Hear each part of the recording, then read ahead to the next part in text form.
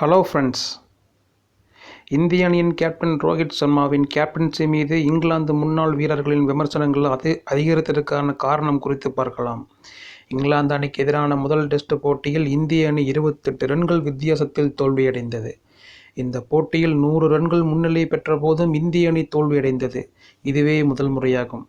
இதற்கு இந்திய அணி கேப்டன் ரோஹித் சர்மா டிஃபென்சிங் மனநிலை மற்றும் கள வியூகமே காரணம் என்று விமர்சனங்கள் எழுந்தன.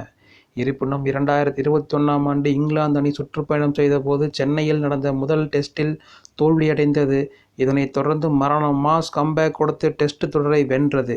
இதனால் பெரிதாக கவலை கொள்ள தேவையில்லை என்று இந்திய முன்னாள் வீரர்கள் பலரும் இந்திய அணிக்கும் கேப்டன் ரோஹித் சர்மாவுக்கும் ஆதரவாக உள்ளனர். ஆனால் இங்கிலாந்து அணி முன்னாள் வீரர்கள் பலரும் ரோஹித் சர்மாவை குறிவைத்து காட்டமாக விமர்சித்து வருகின்றனர்.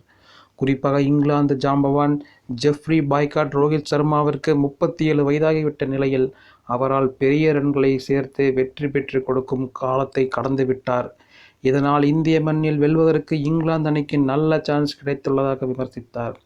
அதேபோல முன்னாள் கேப்டன் மைக்கேல் வாகன் விராட் கோலியின் கேப்டன்சியை இந்திய அணி மிஸ் செய்கிறது என்று கூறி ரோஹித் சர்மாவை போகிற போக்கில் விமர்சித்துள்ளார்.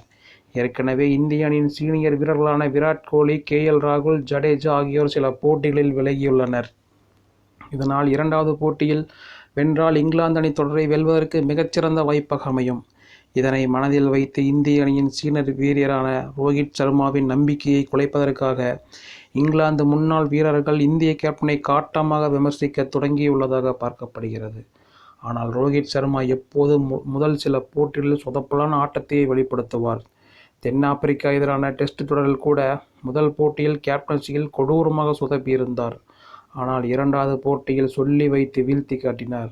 இதனால் இரண்டாவது டெஸ்டில் கேப்டன் ரோஹித் சர்மாவின் கம்பேக் நிச்சயம் என்று பார்க்கப்படுகிறது.